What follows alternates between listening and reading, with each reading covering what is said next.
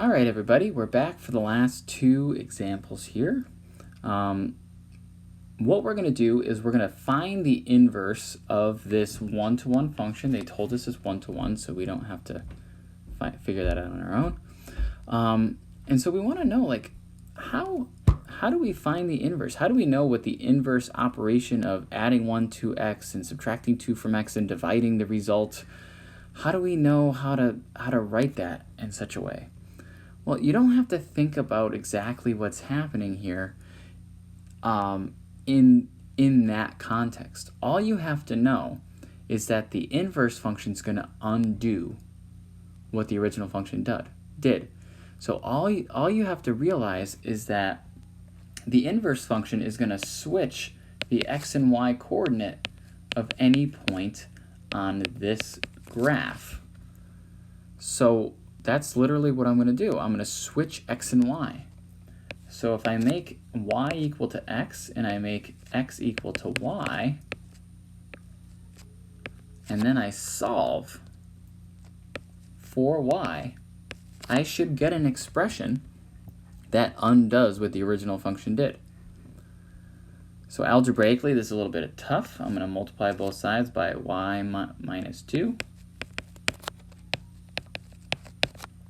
So these cancel. So now I have y minus 2 times x equals y plus 1. I'm going to distribute the x. So I have xy minus 2x equals y plus 1. Now anything that has a y in it, I want on one side of the equation. Anything without a y in it goes on the other side of the equation. So this is going to be xy minus y equals 2x plus 1.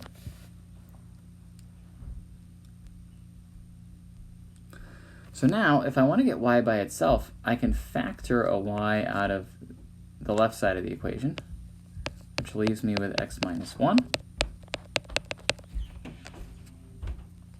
So y, now I'm going to divide by x minus 1, and I get this expression. Now this is f inverse of x, 2x plus 1 over x minus 1. Now, would I have ever thought to multiply x by 2, add 1 to it, and then divide by x minus 1 to undo what this did? No, I would have never thought to do that. But I didn't have to think to do that. All I had to think to do was to switch x and y and solve. So that's how we find inverses. Now the domain of my original function should become the range of my inverse function and vice versa. So here the domain of my original function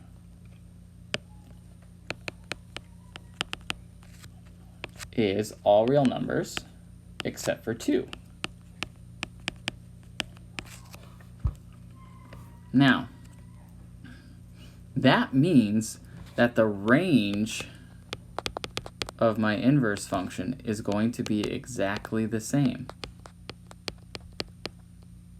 So I'm going to get any value out of this function, except I'll never get the value 2 out of this function, which is interesting. Okay? Now the domain over here of my inverse function is all real numbers except for 1. Which means that's the range of my original function.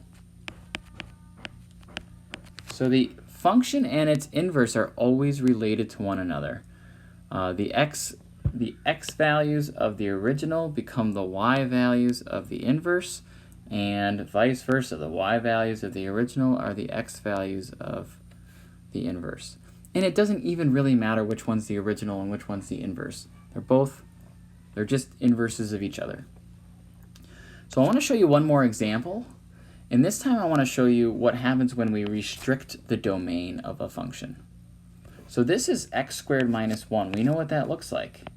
We're shifted down 1. and normally it would go up 3, up 5, out 1. So it's going to look, yeah, ignore this point right here, but it's going to look like a parabola, okay? And there's our upward facing parabola. But the problem is this isn't one-to-one. And so the inverse isn't going to be a function.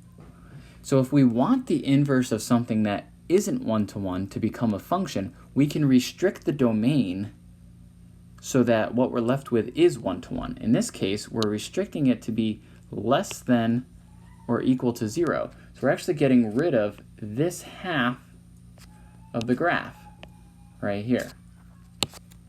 So this graph is just now from here going this way. There's my graph. There's my restricted domain. Okay. Now, this is one-to-one. This passes the horizontal line test, and so it has an inverse function. And so what I'm going to do is I'm going to take my function, my original function. I'm going to switch x and y. And I'm going to solve. So when I solve here, I'm going to add 1. And then I'm going to square root both sides of the equation to solve for y. But when I physically square root both sides of an equation, I end up with this plus or minus business. Okay? And we've talked about this before. Because the y is being squared, if I plugged a -2 in, I'd get a positive number, positive 4. If I plugged a positive 2 in, I get a positive 4. And so when I square root it, I'm going to get both the plus and the minus. If I try to undo that, if I had something squared that gave me a number, 4, either -2 squared or positive 2 squared can give me that number. But since I restricted the domain of my original function, I need to choose which one it is, positive or negative.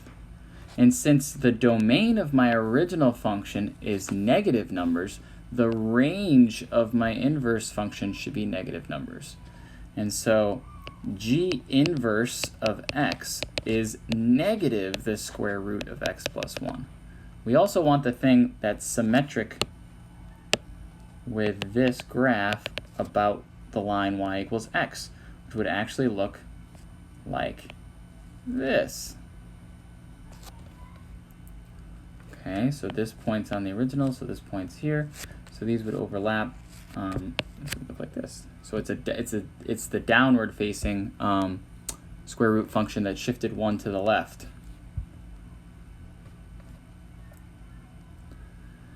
All right, so now you're ready for problem set number 2, and you're ready for our first exam. So make sure that you are keeping up with the work so that you have plenty of time to prepare before you take exam number 1.